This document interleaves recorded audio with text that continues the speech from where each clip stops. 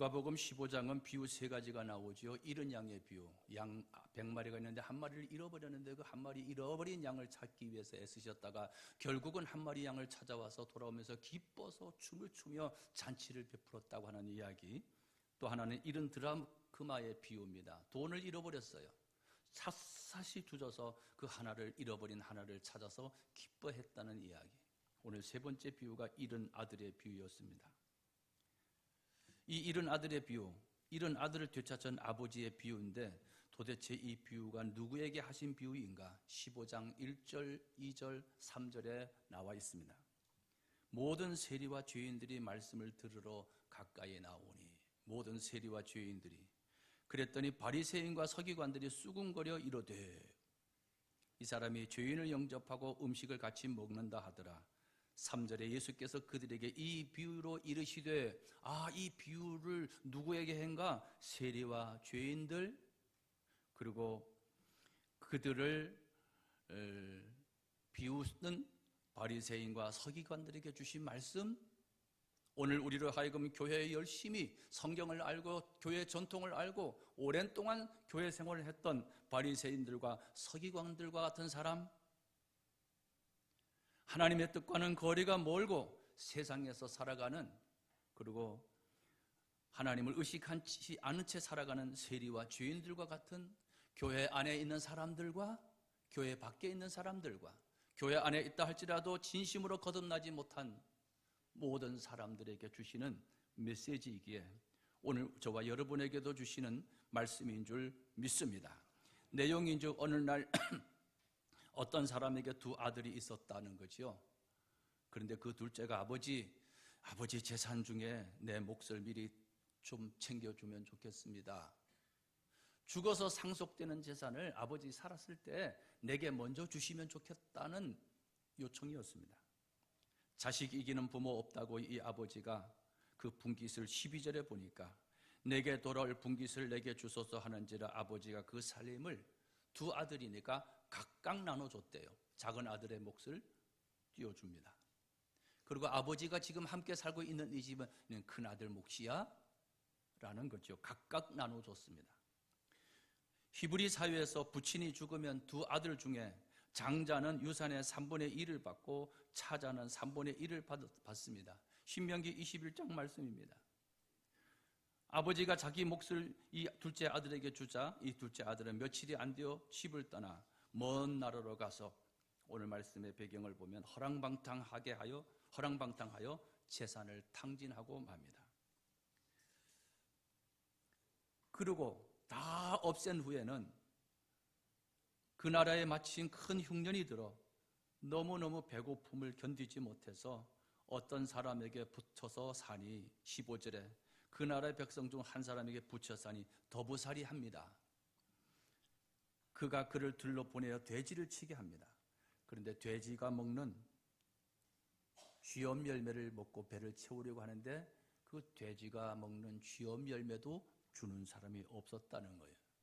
돼지를 치는 인생, 돼지를 치는 환경보다 이에게 더 비참한 것은 아버지가 없다는 사실이 비참한 것을 이리가 깨닫기 시작합니다. 비로소 배고플 때 말이죠. 사람은요, 나쁜 환경보다 존재의 의미나 존재의 상실이나 이런 것으로 더 추락하게 되죠. 돈이 없어서 가난해서 죽기보다는 내가 이렇게 살아갈 이유가 있는가? 라고 하는 존재의 가치를 잃어버렸을 때 추락하게 되죠. 축복은 하나님 안에 있을 때만 진짜 축복임을 압니다. 하나님을 떠나면 잘 살아도 불행한 인생이 되고 돈을 벌어도 낭비한 인생이 될 수밖에 없습니다. 그래서 결국 둘째 아들은 쥐엄 열매로 채우려고 했지만 주는 사람이 없었습니다. 여기 쥐엄 열매는 쥐엄 나무에 달린 약 10 내지 20cm의 콩처럼 생긴 완두콩처럼 생긴 꼬투리 안에 10개 내외의 열매가 들어있는데 이것이 주로 가축 사료로 사용되고 있었습니다. 이 둘째 아들에게 쥐엄 열매조차 주는 사람이 없었다는 사실은 존재 자체가 따돌려지고 소외되고 배고픔의 고통보다는 외로움의 고통이 더 컸음을 알 수 있습니다. 사람은요, 돈이 있으면 친구가 되고 되자고 몰려오지만 돈이 떨어지면 외면당합니다. 제가 조금 시간이 쫓겨서 온 거를 그냥 읽다시피 합니다. 여러분, 말씀이 들려지기를 주님의 이름으로 축복합니다. 어떻게 둘째 아들이 이 행복을 다시 회복했는가? 다시 찾았는가? 17절에 나오지요. 이에 스스로 돌이켜 내가 이렇게 살아서는 안 되지. 나 언제까지 이렇게 살아? 이렇게 살아서는 안 되지. 내 아버지에게는 양식이 풍족한 품꾼이 얼마나 많은가? 나는 여기서 줄여 죽는구나. 스스로 돌이켜 이것을 회심이라고 말합니다.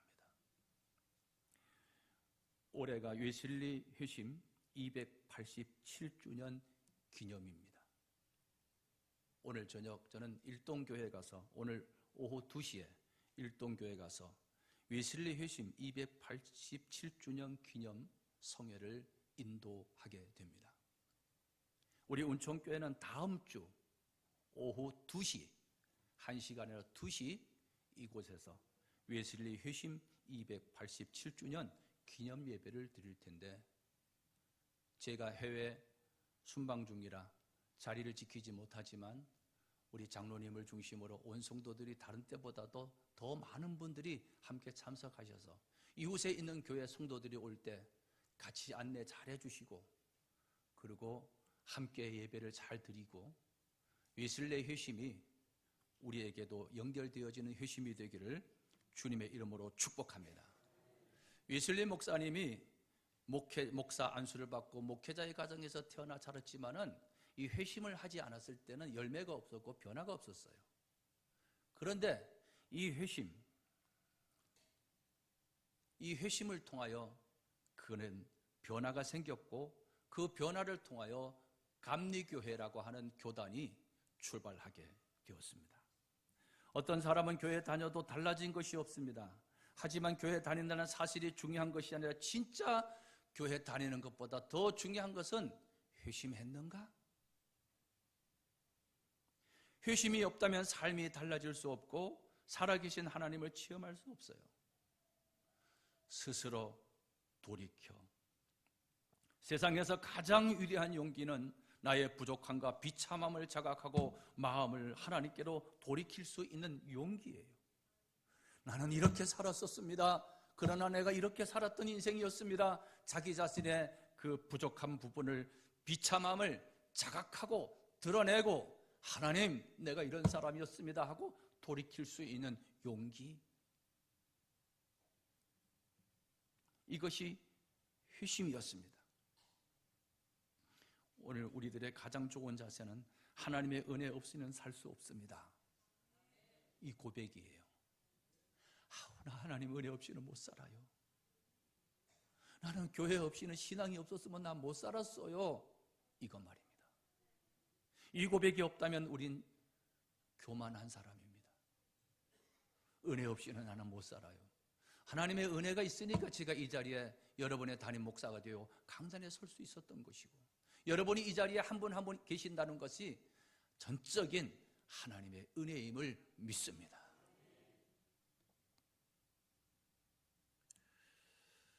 하나님의 은혜 없이는 살 수 없다는 사실을 깨닫는 것, 나의 무력함을 깨닫는 것, 깨닫고 깨달아 하나님께 돌이키면 살아계신 하나님을 만나게 되죠.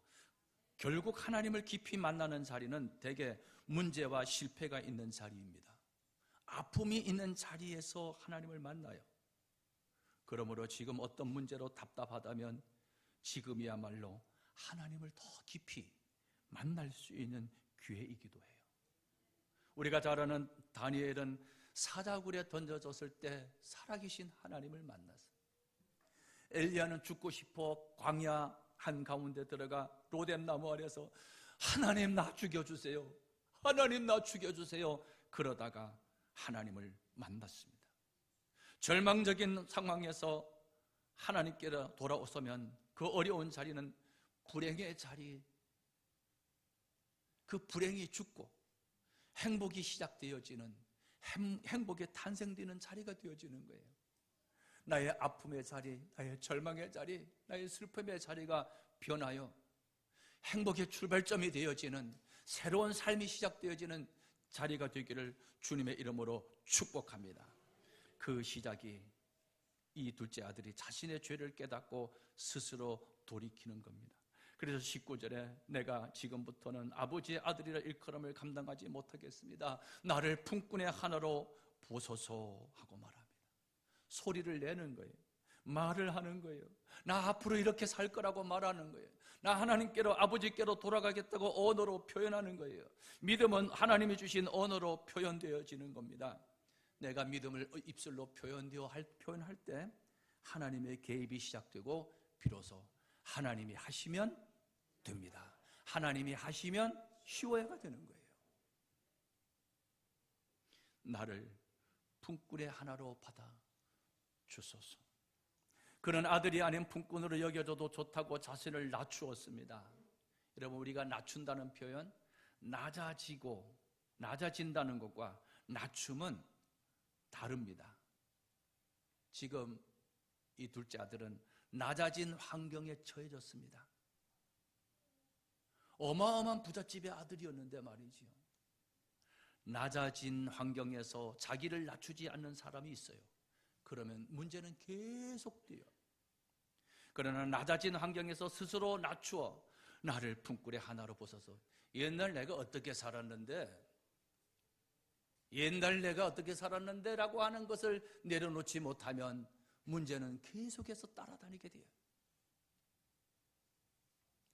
낮아진 환경에서 스스로 낮추어 나를 품꾼의 하나로 보소서 라는 용기 있게 선언할 수 있는 그것. 그때부터 부족한 허물이 감춰지고 어디서든지 사랑받고 쓰임받게 된다는 겁니다. 우리는 용기가 필요해요. 나의 부족을 드러낼 수 있는 용기. 나는 목회하면서 저의 시골을 감추었습니다.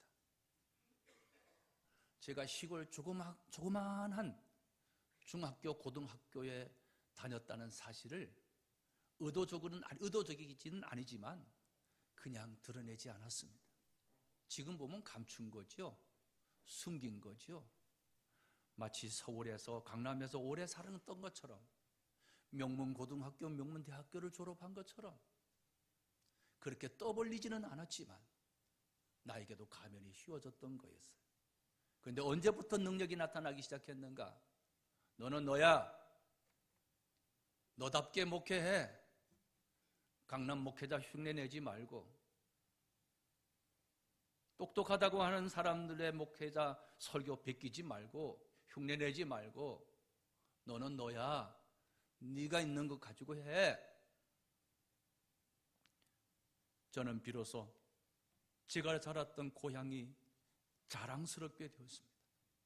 그래서 강원도 정선군 임계면 사람이라는 사실을 전 세계에 내가 가는 곳마다 밝히기 시작했어요. 내가 다녔던, 초라하게 느껴졌던, 부끄럽게 느껴졌던 그 중학교가, 그 고등학교가 나에게는 은인이었습니다. 18평밖에 되지 않은 그 조그마한 교회 예배당이 나에게는 생명과 같은, 나에게는 어머니의 자궁과 같은 곳이었습니다.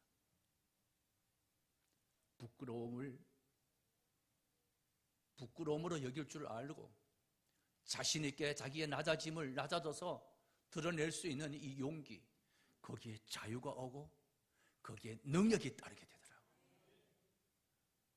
나는 이 동네 사람은 수준이 안 맞아서 같이 못 놀겠어. 과거만 생각하시면 자기가 스스로 낮아지지 아니하면 자유를 잃어버리게 되고 진정한 행복을 느끼지 못해요. 잘났으면 얼마나 잘났고 돈이 있으면 얼마나 있겠습니까? 낮아짐. 내가 어떤 환경이 주어졌을 때 내 스스로 나를 낮추지 못하면 나는 거기서 벗어날 길이 없어요. 많은 사람에게 상처를 주며 또 상처를 받으며 살게 돼요. 자신의 비참함을 드러낼 수 있는 용기, 자신의 낮아짐을 드러낼 수 있는 용기가 진정한 용기입니다. 가리고 있다면 자신에게 어울리지 않는 가면을 쓰고 있는 거예요. 자신의 인생을 사는 것이 아니라 가면의 인생을 살고 있는 거죠. 없는데도 있는 척.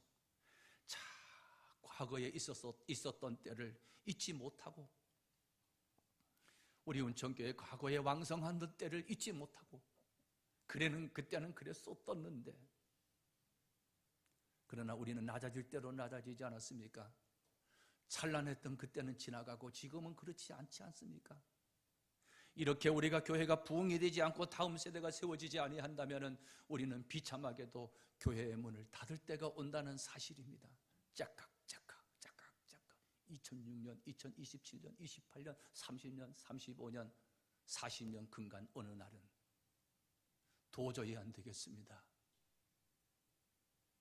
이대로는 교회를 유지할 수 없습니다. 이 비참한 현실이 다가온다 이 말입니다.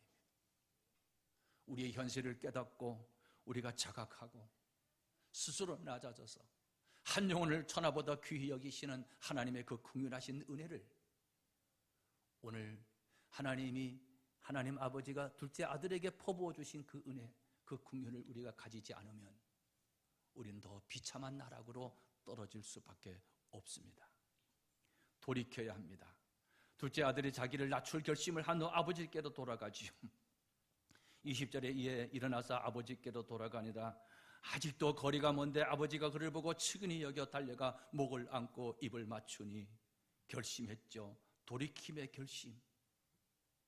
그러나 결심으로만 끝나면 안 됩니다. 돌아감의 결단으로 진전이 되어져야 해요. 우리는 결심만 하고 결단하지 않는 분들이 많아요. 펄펄 뛰고 눈물 흘리고 쉽게 말하면 감정풀이만 하고 나서는 생각과 말로만 나를 낮추는 것으로 끝납니다. 회심은 새 출발하는 겁니다. 다시는 그렇게 살지 않겠다고 하는 결단이에요. 이런 결단으로 돌이킬 때 보여지는 은혜가 있게 되었습니다. 둘째 아들이 아버지 집으로 터벅 걸어서 갑니다. 점점 가까워집니다. 아버지를 바라보려고 멀리 아버지 쪽을 바라봅니다. 아버지도 아들이 돌아올 것을 아시고 멀리서 바라봅니다. 점점 아버지와 아들이 가까워집니다. 아버지와 아들 사이가 점점 가까워집니다. 이 대목에서 생각나는 찬송이 주께 가까이 날 이끄소서.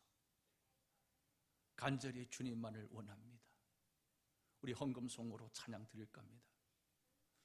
사랑하는 우리 운천교회 가족 여러분, 여러분은 하나님과 점점 가까워지고 계십니까?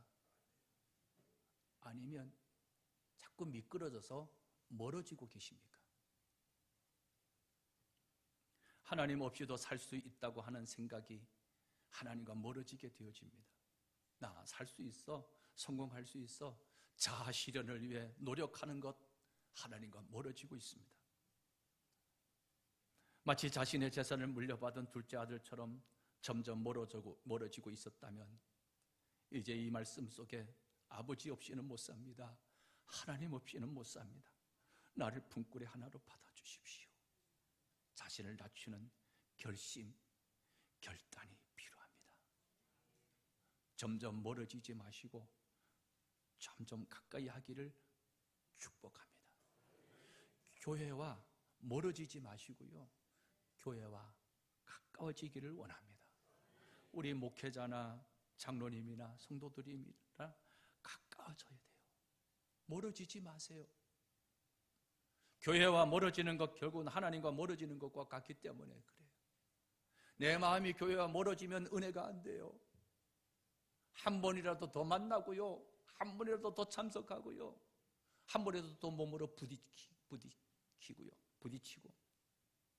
점점 가까워지기를 주의 이름으로 축복합니다. 점점 가까워 옵니다. 아직도 거리가 먼데 아버지가 그를 보고 측은히 여겨 달려옵니다. 아버지께 가까이 가고 있는 둘째 아들은 아버지가 보이지 않아요. 그러나 오히려 기다리고 계셨던 아버지가 둘째 아들을 먼저 보았답니다. 측은히 여겨, 이게 긍휼이에요.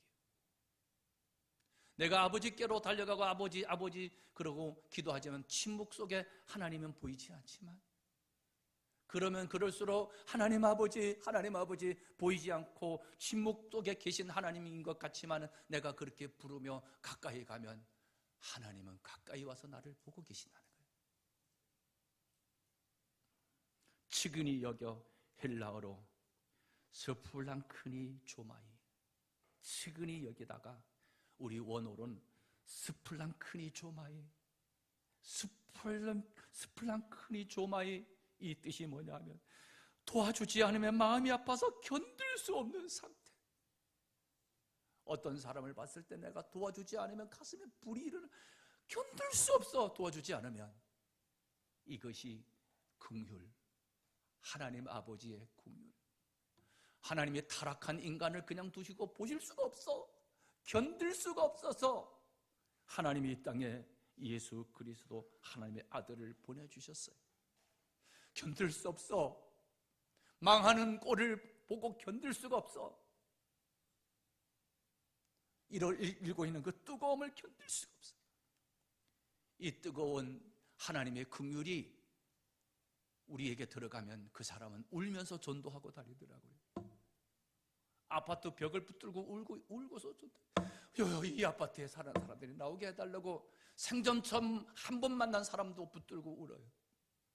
이런 긍휼을 우리는 잊어버리지 않았습니까? 나만 잘 되면 된다는 이기심으로 가득 차 있지 않습니까? 첫째 아들처럼 나만 잘면 된다고 하는 이기심으로 가득 차고, 저것은 잘못이야, 이렇게 살아서는 안 돼 라고 손가락질하며 분석하고 판단하는 위치에 있지 않았습니까? 내가 누구를 분석하고 판단할 자격이나 권세를 주신 적이 없어요. 내가 그럴 수 있는 능력도 안 되고 그리해서도 안 돼요.